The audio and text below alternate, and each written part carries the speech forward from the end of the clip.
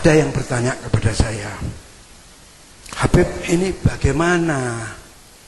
Yang jadi masuk Syiah ini banyak habaib yang masuk Syiah. Betul? Di daerah sini banyak. Kalau ada Al-Kaf masuk Syiah maka dia bukan Al-Kaf lagi. Kalau dia Hinduan masuk Syiah maka dia bukan Hinduan lagi.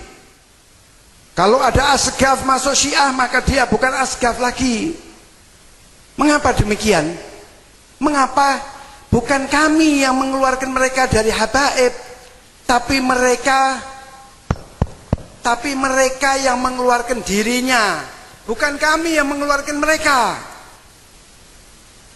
Di dalam kitabnya Al-Habib Ali bin Abi Bakar As-Sakran, dalam kitab Al-Barghah Al-Masyigah, ketika beliau menyebutkan sebab hijrahnya Al-Imam Al-Habib Ahmad bin Isa dari Irak ke Hadramut, dikarenakan saat itu di Irak timbul fitnah, dan fitnah yang terbesar saat itu adalah timbulnya aliran Syiah yang memusuhi golongan Ahlus Sunnah wal Jamaah. Jadi Habib Ahmad ini dalam rangka menyelamatkan anak keturunannya dari faham Syiah yang menyesatkan, maka beliau pindah dari Irak ke Hadramut.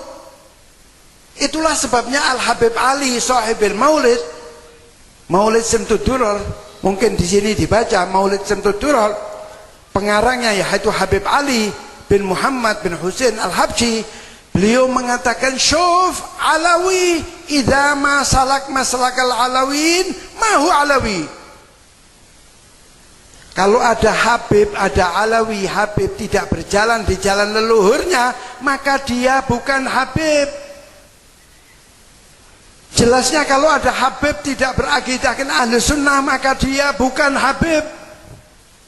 Lebih jelasnya lagi, kalau ada Habib berakidahkan Syiah, maka dia bukan Habib.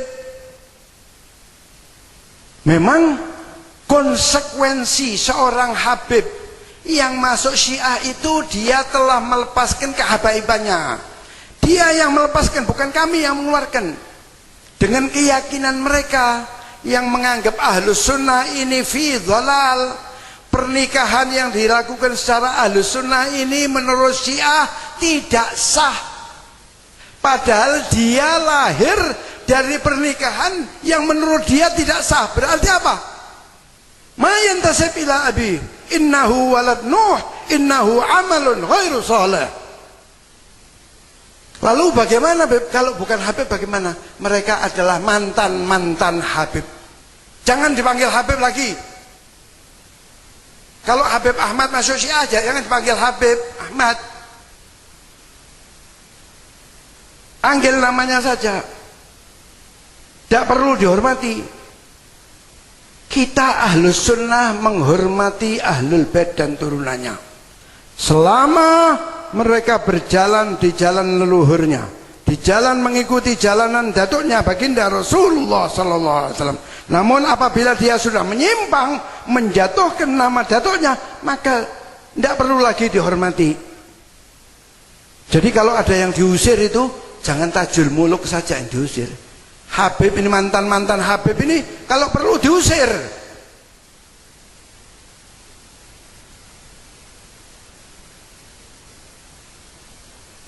Karena mereka adalah penodaan agama. Itu Tajul Muluk kena 4 tahun karena penodaan agama.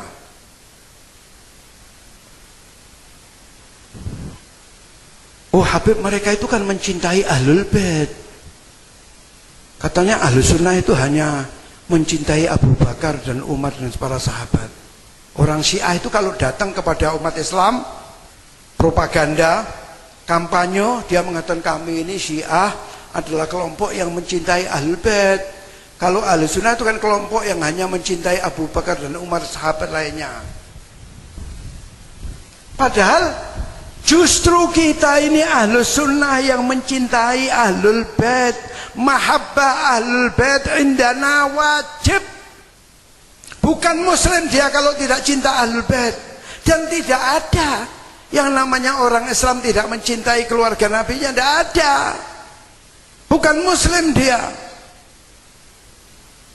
Tapi justru mereka inilah yang sepintas lalu seakan-akan mencintai Ahlul Bait. Namun apabila kita kaji ajaran-ajaran mereka, mereka justru mendiskreditkan Ahlul Bait. Hal ini sesuai dengan keterangan Rasulullah SAW ketika beliau ditanya oleh Sayyidina Ali mengenai tanda-tanda orang Rafidhah, tanda-tanda orang Syiah, maka beliau menjawab, yantahiluna hubba ahlul bait wa laisu kadzalik wa ayatu dzalik annahum yasubbuna Abu Bakar wa Umar. Mereka itu seakan-akan, kata Rasulullah, mereka itu orang Syiah itu seakan-akan mencintai ahlul bait, padahal tidak demikian.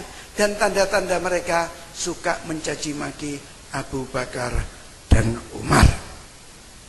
Jadi kita harus paham bahwa yang mencintai Ahlul Bait itu bukan orang Syiah, tapi justru kita. Mahabbah Ahlul Bait indana wajib. Bukan Muslim dia kalau tidak cinta Ahlul Bait.